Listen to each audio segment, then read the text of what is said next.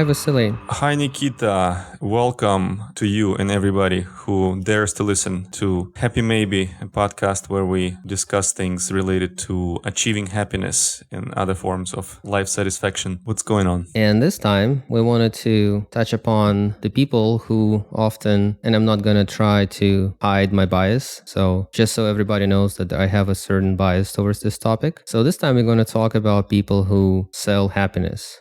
And what I mean by it is let's call them coaches, like life coaches or gurus, or any individuals who would identify as a life coach or as a guru. Anybody who is selling, who is essentially explaining to others or trying to guide others towards better life. A lot of the times they have a lot of following. They might be social media influencers of some kind. They might be book authors. They could be, they come in a lot of variations. And as of late in the circles where I find myself quite often, I just see those relatively young people who become life coaches, and it is especially funny when they're, let's say, younger than me, and often I just want to say, what are you coaching about? You don't know nothing. And to my surprise, they find their audience. And they find people who follow them, and they find people who want to listen to them, and they even use their recommendations. There are all kinds of coaches, dating coaches, life coaches, spiritual coaches. And like I said, I do want to be explicit that I do have a pretty personally just dislike for any coaches, and I did not have any good experiences ever. We can talk more about this, but let me stop here. Vasily,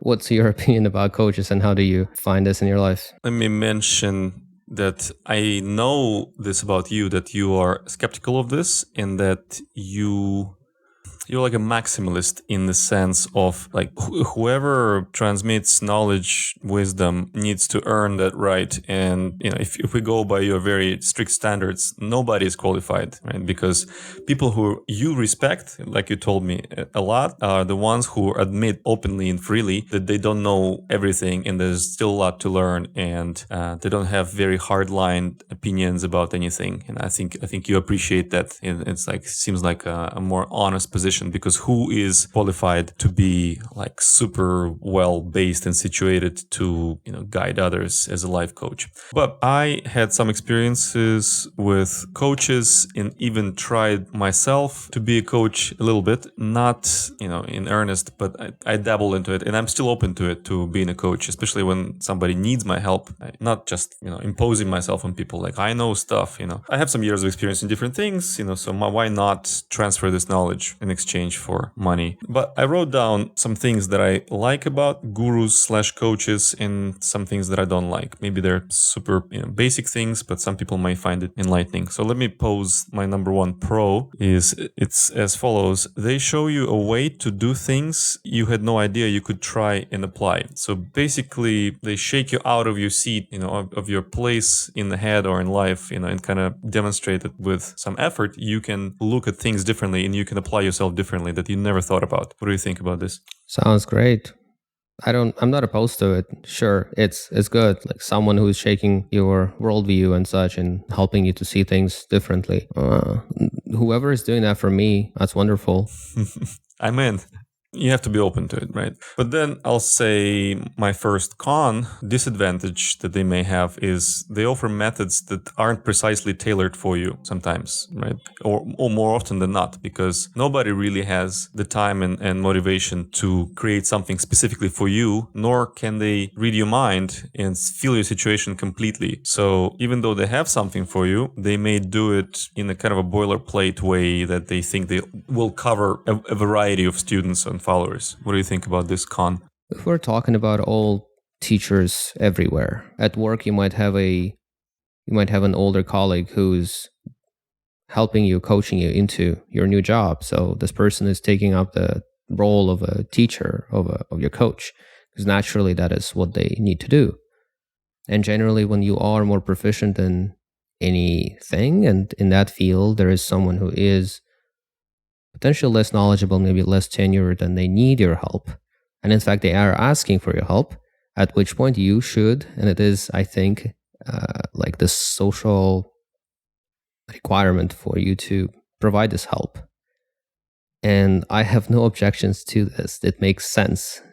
Anyone and anybody and all people eventually have to go through the phase of their lives when they are sharing the knowledge that they have acquired, just like they have learned from others. What I'm, I think, referring to more so is the overgrown, strange looking culture of people who are selling an image of a happy person, and their main product is, look at me, I am happy, whatever. Look at my Instagram. You probably want to be like me, either because I have so much money or I have so much success in my dating life, or just look at me, I have a success in some way. And here are the steps that you can take to copy my lifestyle. Basically, that's kind of the con that I mean, that these steps may not work for you. Maybe you have some, That's right. psychological issues or genetic issues, or you're in a completely different culture, and the method they sell may not work for you. I think this is when the dissonance may happen, right? Your expectations are to reach that image if you're in the spot of learning that you see on their Instagram, but you cannot get there. And who knows why? Maybe because their photos are not really real and they doctored, or maybe because the method they offer is not for you.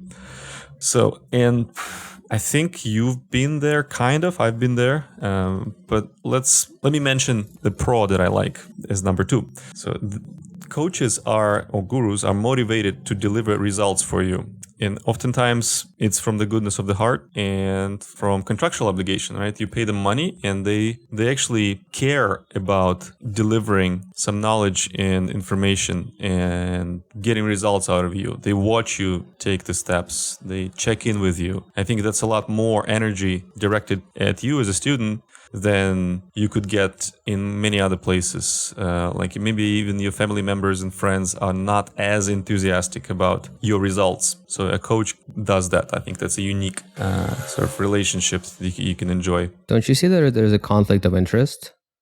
If their goal is to get you happy, for you to succeed at what you hired the coach for, does that mean that they're going to lose the client the moment that you're done? There is this dating app with them. Yeah, that's my second con. Okay, yeah, go ahead.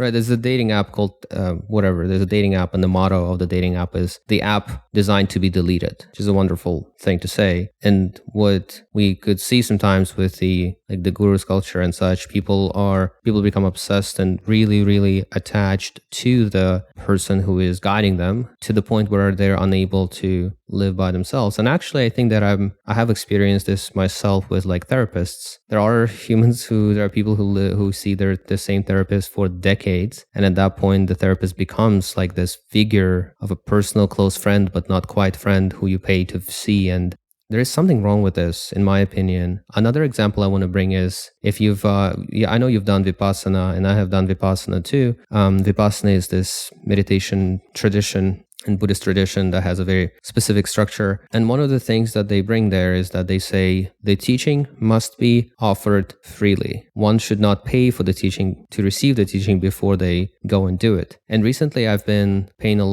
I care a lot about whether or not what I'm receiving is paid for or freely given. I understand that somebody might say, look, I'm not making any personal profits, but I have to pay for the space. So if you can chip in for the space, otherwise I'm really happy to share my knowledge and my coaching with you. It is very different when you are their source of income. I think that if you're their source of income, they cannot possibly be not biased towards not necessarily being interested in you getting better. Yeah, I keep nodding the whole time because I feel it for sure. And even if they swear to you that there's no such bias or conflict, they might as well, very well, tell themselves this story where this student needs me for as long as they do. And I don't know how long it's going to last. I'm just going to be here until they reach the results they want. And they're not necessarily motivated to get you there as fast as possible, right? Because it's a long-lasting relationship and a source of income. So that's my second con. They are incentivized in keeping you as a student for a long time.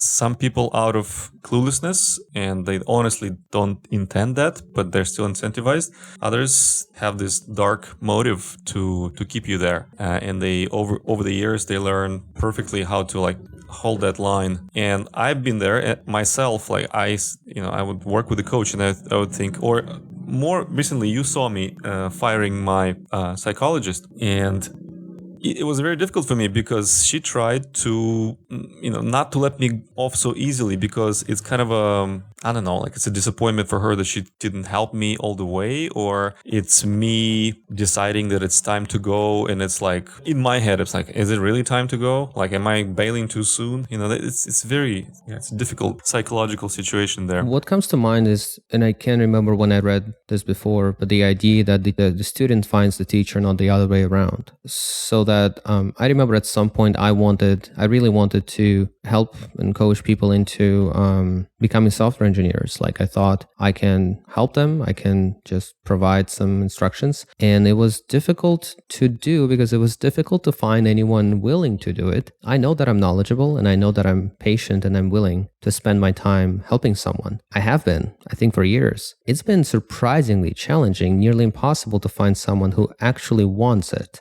What I think also happens is that the prospective student wants to pay for the course or pay for the coaching, hoping that the fact of paying is what brings them results, while in fact it is their own motivation that helps them. Like, I have actually observed recently with a friend of mine who would continuously pay one coach and one course of self-improvement and another one and then another one. And I'm like, can you please stop? It's not helping. I don't think it's helping. You just need to stop doing all of this. For a similar reason, recently, I also stopped doing therapy, because after so many years, I realized that I think that I no longer know why I'm doing this. So maybe I should stop.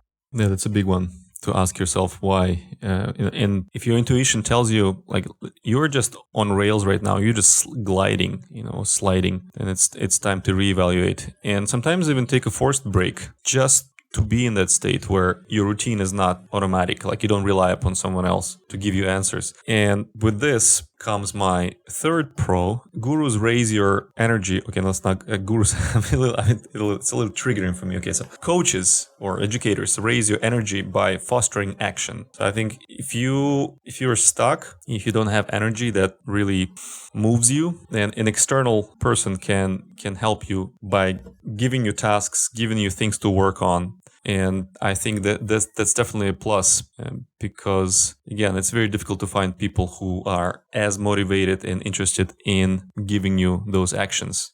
I was recently reflecting on how I really want to find me a coach. So, there is a bias that I have that I don't like most of the coaches that I've ever met. Not most, all of the coaches. Is it true? I would say the majority, like the majority of anyone that I met who positioned themselves as a professional educator/coach, I had a lot of issues with this every single time. I met maybe a handful, maybe 3 people that I was impressed by. And I think the reason that I'm so against it is because I have very little success finding someone who would be up to my standards, who I would want to follow.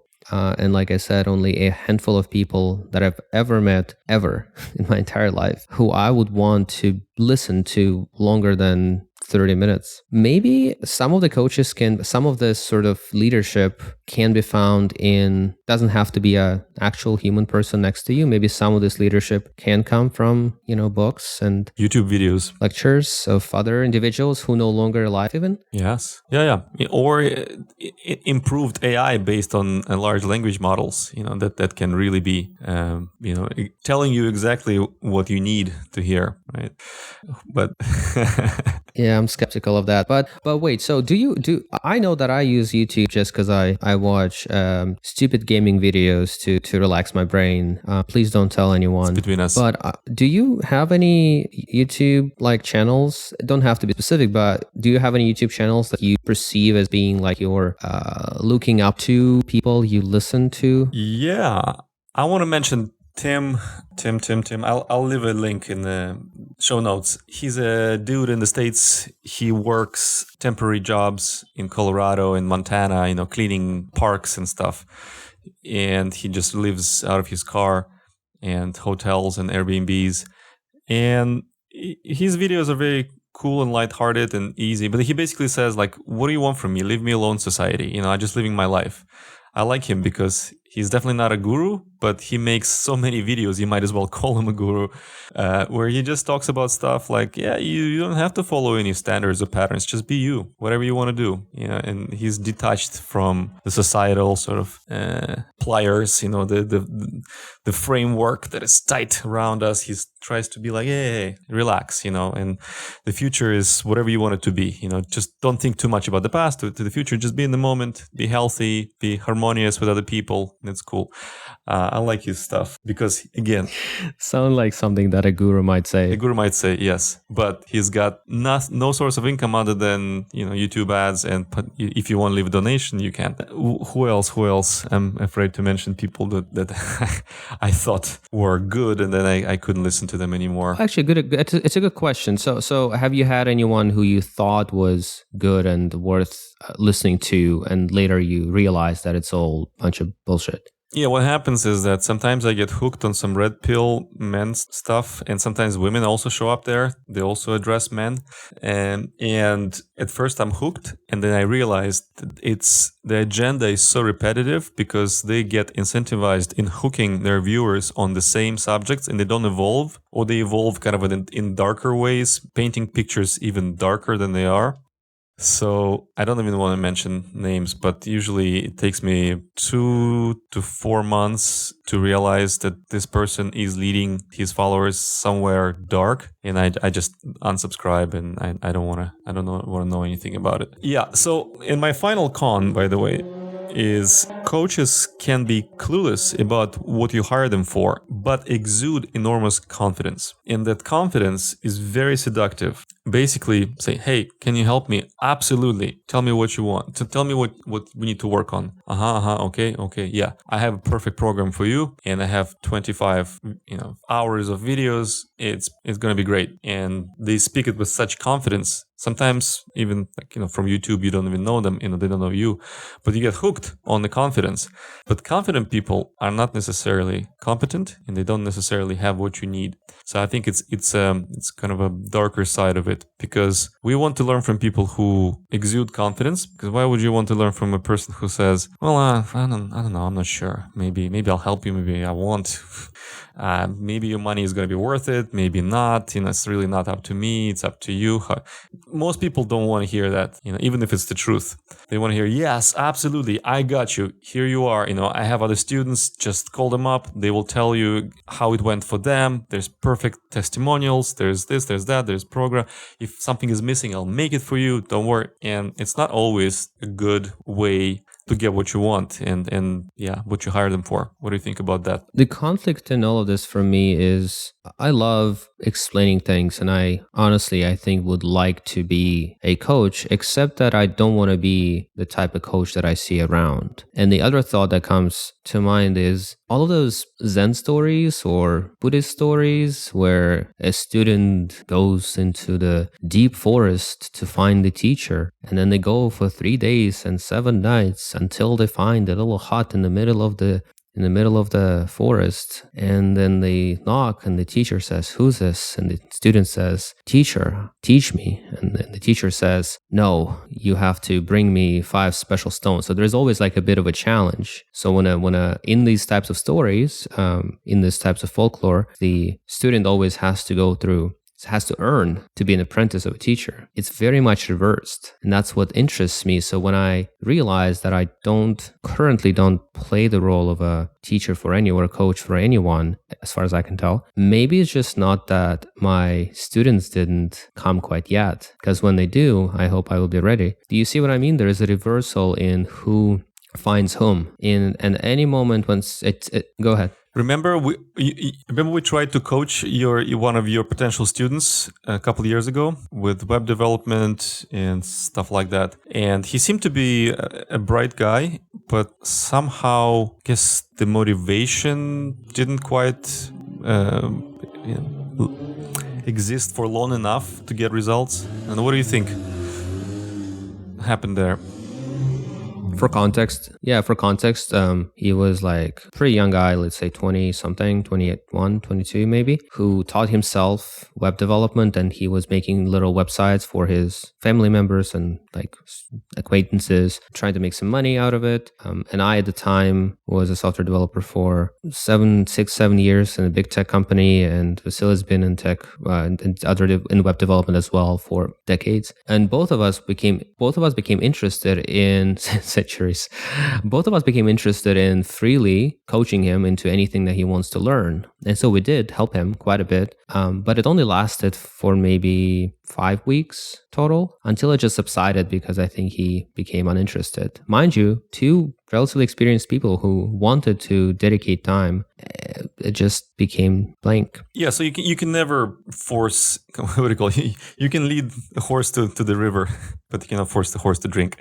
Another person I quickly want to mention that I think is worth it for me to follow is an indie developer, very successful, Peter Levels. I'm going to leave his Twitter account in the show notes, or his X account. He's famously has no employees, and he's very contrarian, and he doesn't like big corporations and stuff, and he's from the Netherlands. And when he broadcasts information, he's basically like, don't email me, like, don't contact me, don't listen to me, but here's what I have to say. And when somebody presents himself as an anti-guru, but is perfectly suited to be a guru because he makes crazy money with his indie projects, that's the person I want to listen to, because I don't even have a way to pay him other than to use his products. I like it.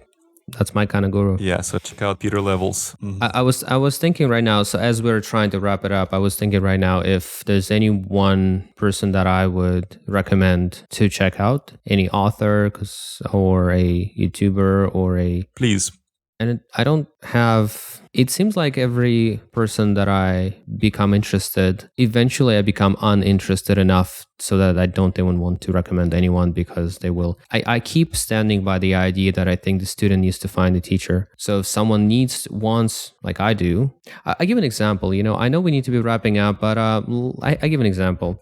Okay. At the monastery place where I spent a few months, about a year and a half ago, they have this idea of a vision quest, they call it. It's essentially when people go to the forest and they stay there for 2 days, 3 nights without any supplies. They're relatively close to each other, but they're alone, no technology, maybe some water. That's it. So you get the experience of fasting, kind of camping, but without any comfort. And then you supposedly come out of it with some insight. So it is a way to teach someone from the inside because they will have to experience it. And so the guy who teaches this has been apparently teaching it for a while, and I recently discovered him, and I discovered that he has a longer program where there will be multiple retreats and some of the reading materials as well. And just by talking to him and reading about him and having people I trust recommend him as an interesting and worthwhile person, I actually signed up to follow him. His name is Darren Silver, and there's a website that I'll link. And one of the premises was that I'm having a first conversation with him and very much trying to double check for no bullshit. And my bullshit meter was very low. And I'm looking forward to see how the first retreat is going to go. I am paying money for it, but it seems like a very unique thing. It's very niche, and you have to find it. It's not out there. So that's kind of my take on coaches. I'm so glad that you have something in it. You're not a hopeless skeptic. that your moat is not so insurmountable that somebody can get to you. That's good. Okay, with this, I'm a little bit happier than before after talking to you. And thank you for sharing. Thank you, Vasily. Till next time. Until next time.